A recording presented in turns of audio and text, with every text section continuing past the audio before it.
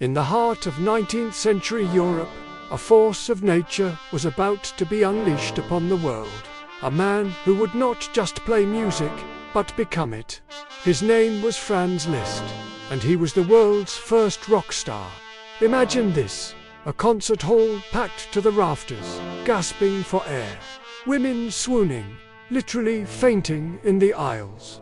The air crackles with an energy so intense it feels like lightning is about to strike. And at the center of it all, a man with piercing eyes and a mane of long hair, his fingers a blur across the piano keys.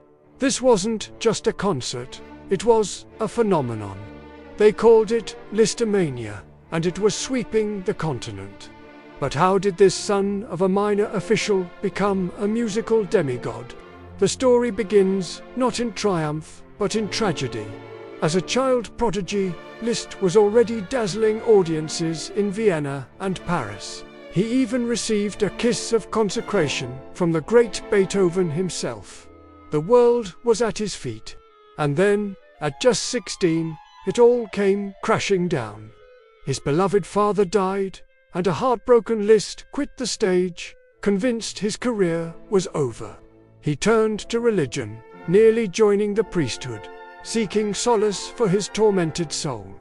The music world thought it had lost him forever. For years, he vanished from the public eye. But in the shadows, a transformation was taking place. He wasn't just grieving, he was learning, absorbing, and evolving. He devoured literature, philosophy, and art. And then, he heard a sound that reignited the fire within him.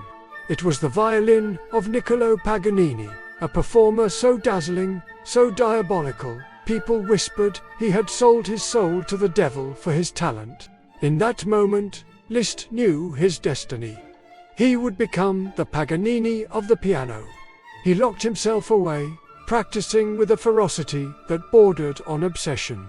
4, 5, sometimes 10 hours a day. He wasn't just practicing scales. He was reinventing the very concept of piano playing.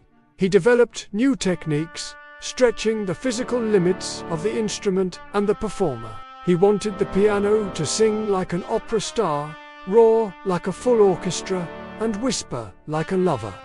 He wanted to make a 10-fingered orchestra. When he finally returned to the stage in 1838, the world was not ready. What they witnessed was not a mere pianist, it was a musical tempest. He didn't just play the notes, he attacked them. He would break strings, even demolish pianos, in the heat of his performance. His concerts were theatrical spectacles. He was the first to play from memory, the first to give solo recitals, which he named himself, and the first to turn the piano sideways so the audience could marvel at his dramatic profile and his hands dancing across the keys.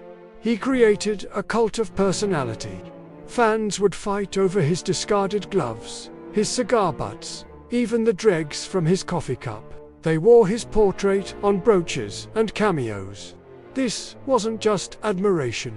It was a frenzy, an obsession that the poet Heinrich Heine dubbed Lisztomania. But behind the rock star persona, the innovator was still at work. Liszt took the works of other composers, Beethoven's symphonies, Schubert's songs, Wagner's operas, and transcribed them for the piano. Before recordings, this was how great music traveled. He was a one-man music-sharing service, bringing the grandest orchestral works into people's living rooms. He was a musical evangelist, spreading the gospel of great art. But the constant touring, the adoration, the relentless pressure of being Liszt began to take its toll. At the height of his fame, at just 35 years old, he did the unthinkable. He retired. Again, he walked away from the roaring crowds and the lucrative concert circuit that had made him a wealthy man. The world was stunned. Why would the king of the piano abdicate his throne? He accepted a position in the quiet German town of Weimar, not as a performer, but as a conductor and composer. The rock star was becoming a statesman. Here, He championed the music of the future, conducting controversial new works by composers like Richard Wagner and Hector Berlioz, often to hostile audiences. He was no longer seeking applause for himself, but fighting for the future of music. It was during this period that he created his most revolutionary works. He invented the symphonic poem, a new musical form that used an orchestra to tell a story or paint a picture. Breaking free from the rigid structures of the classical symphony, he was pushing boundaries, exploring harmonies and dissonances that sounded alien to his contemporaries but would become the building blocks of 20th century music. He was writing the future. His personal life was just as dramatic. He had a scandalous, long-term affair with the Countess Marie d'Agoult, leaving her husband to live with him and have 3 children.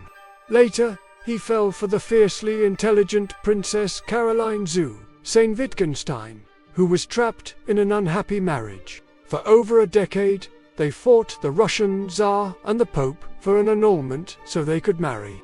They moved to Rome, their wedding plans set.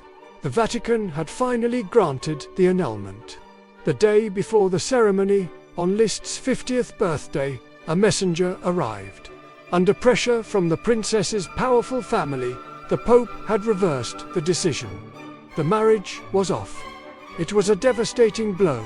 And here is where the story takes its most surprising turn.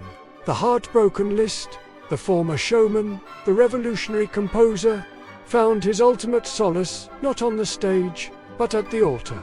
He didn't just turn to religion this time, he joined it. Franz Liszt, the embodiment of romantic passion and worldly fame, took minor holy orders and became a Liszt. But this wasn't a retreat. It was his final, most profound reinvention. The Liszt didn't stop composing. Instead, he channeled his genius into creating a new kind of sacred music, tensely personal, spiritual, and forward-looking. The man who invented the solo recital now wrote music for the glory of God.